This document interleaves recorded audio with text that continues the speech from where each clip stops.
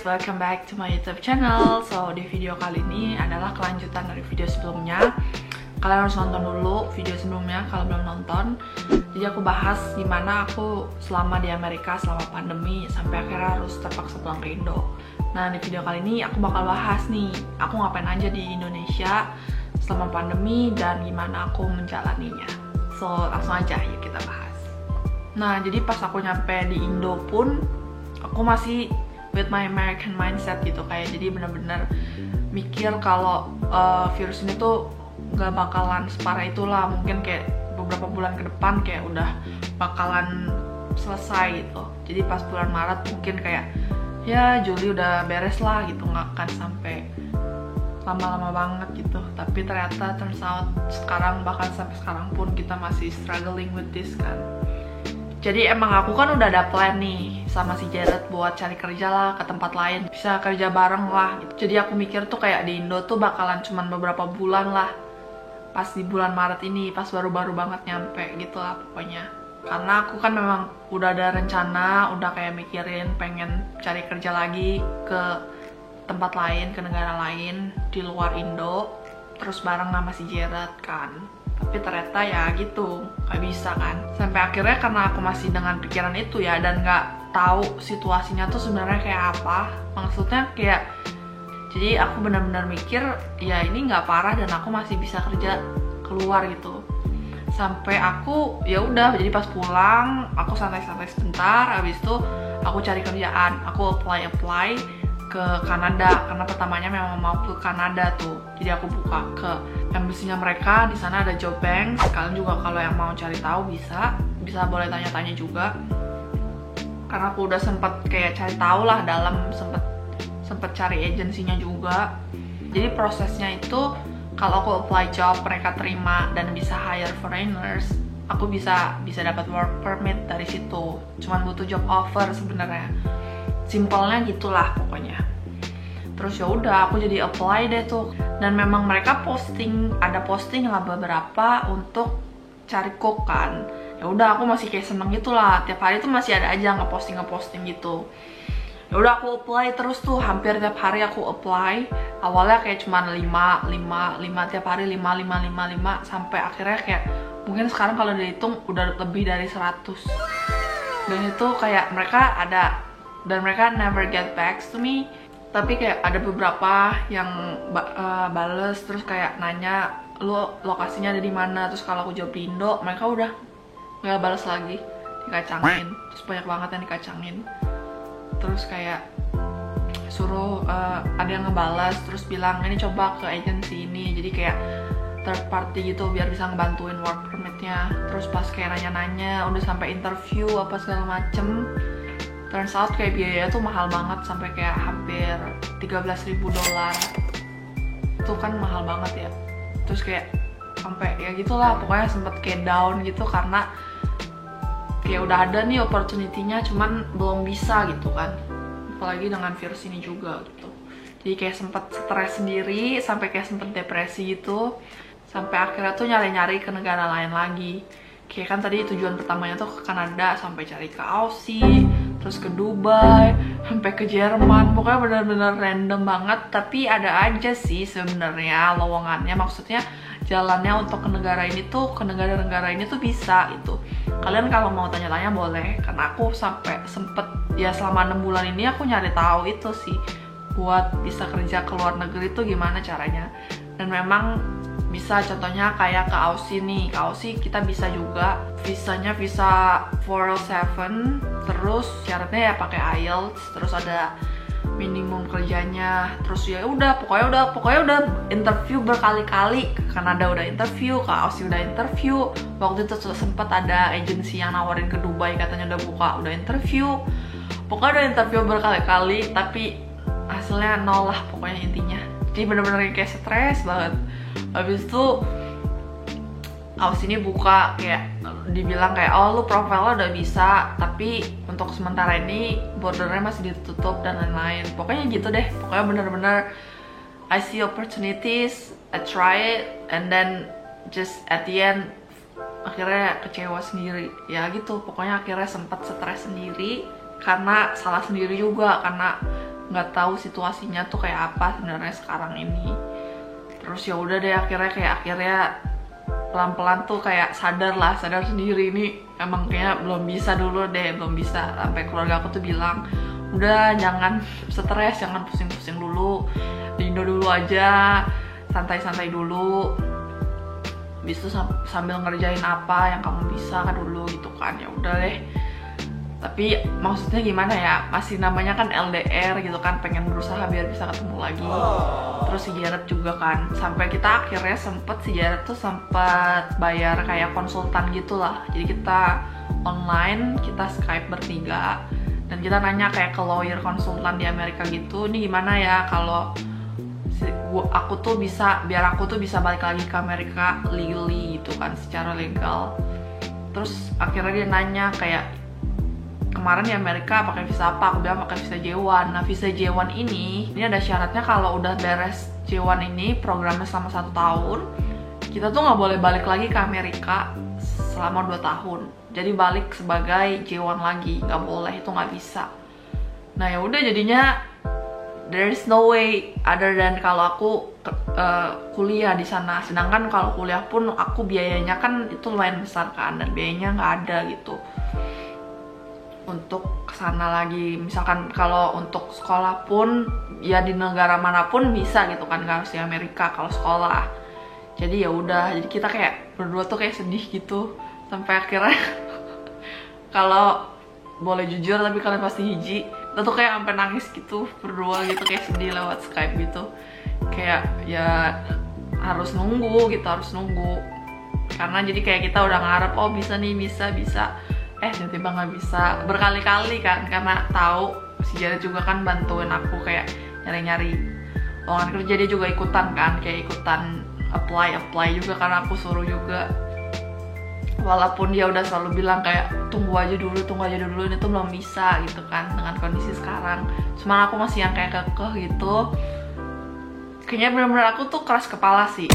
Terus ya udah, akhirnya jadi stres sendiri, sedih sendiri.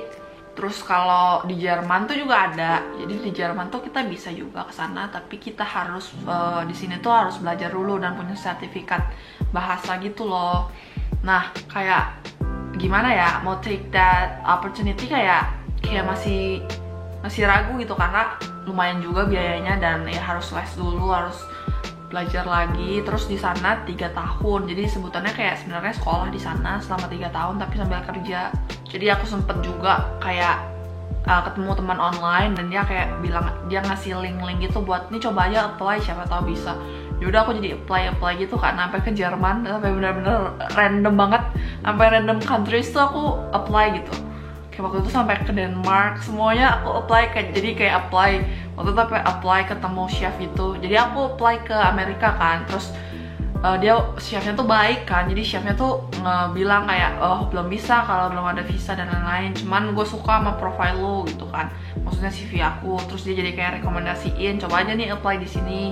Terus gue juga pernah ke Denmark without visa gitu, dia bilang kerja di sana, coba apply di sini. Dia kasih sampai bahkan kayak kasih rekomendasi gitu, dia bilang pakai coba aja pakai nama gue gitu.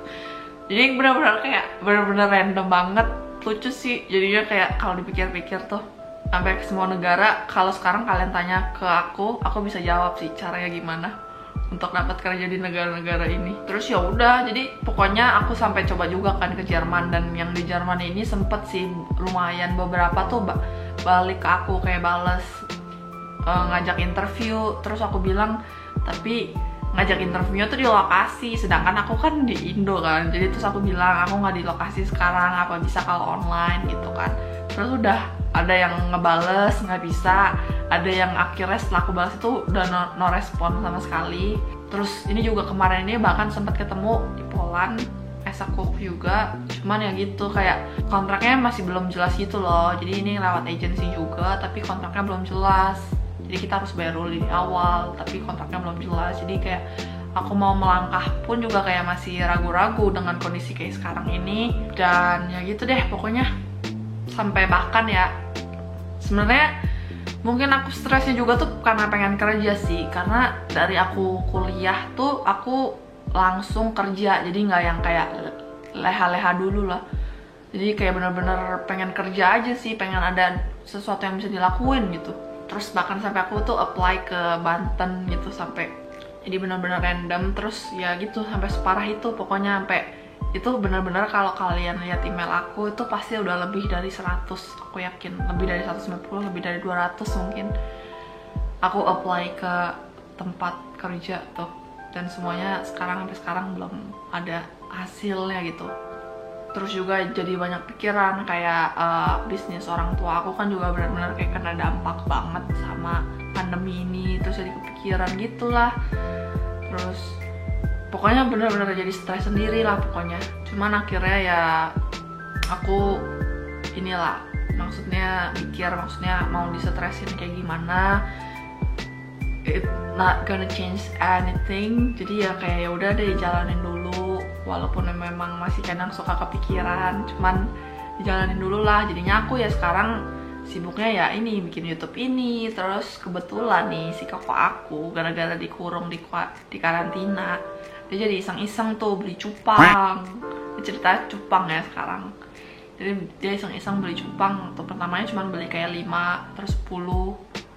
Terus dia lihat-lihat, ih kok banyak yang jualan nih cupang gitu kan. Terus akhirnya dia coba tuh jual iseng-iseng ke Tokped. Jadi dia awal banget pasang tuh bulan Mei. 1 bulan dia awal buka, ini omsetnya langsung segini, 9 juta omsetnya.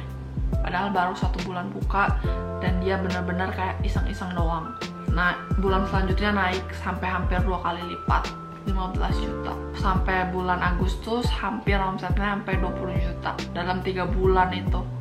Jadi benar-benar nih cupang benar-benar salah satu bisnis yang masih membantu keluarga kita lah. Karena memang nggak disangka-sangka gitu, karena kan semua orang dirumahkan kan. Jadi kayak ya udah kayak nggak ada kerjaan juga. Terus nyari hobi, dan emang banyak yang hobi cupang ini ternyata.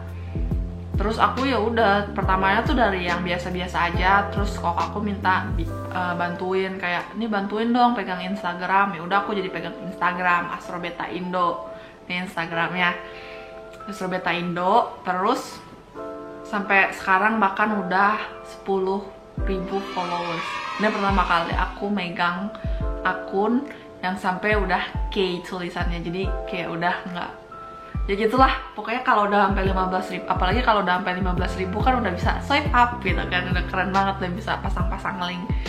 Jadi dia bener-bener ya gitu sih, kayak bener-bener nggak disangka-sangka ternyata ya lumayan gitu. Dan bahkan sampai karena emang dunia percupangan ini bukan tiba-tiba sih, emang sebenarnya udah dari lama sebenarnya mereka sampai ada kontes. Terus emang udah banyak banget yang main. Kalau kalian buka di Instagram nih ya, kalian search, tulis aja beta di Instagram, itu yang muncul akunnya banyak banget. Kalian nge-scroll tuh nggak akan berhenti, banyak banget.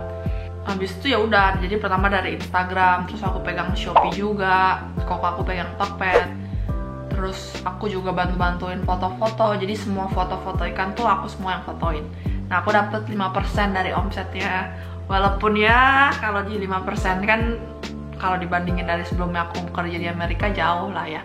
Tapi ini lumayan sih, jadi ketemu orang-orang online yang suka cupang tuh lucu, orangnya pada baik-baik. Pokoknya ya lumayan lah, ini salah satu hiburan aku selama aku di Indo. Aku juga sempat coba breeding, terus ya gitulah pokoknya, jadi ikut kecemplung juga nih gara-gara koko aku pertamanya awalnya sebenarnya. Jadi ini tuh bisnis yang benar-benar lumayan sih selama pandemi ini. Banyak banget orang yang hobi. Kadang tuh sampai kalau di Instagram, kalau kalian tahu ya, itu lelang mereka tuh cupangnya dilelang gitu, sampai bisa jutaan harganya. Jadi tuh benar-benar dunia cupang tuh lucu deh pokoknya ini sebenarnya. Sampai artis pun ikutan, sampai si Baim Wong, si Atta Halilintar, pokoknya semuanya ikutan, si Gisela ikutan semua, karena memang nggak tahu, mungkin mereka suka atau mereka juga karena melihat ini sebagai peluang, karena banyak yang nonton, bahkan kan sampai jutaan tuh kalau kalian lihat yang nonton tuh, ya mereka jadi ikutan juga gitu.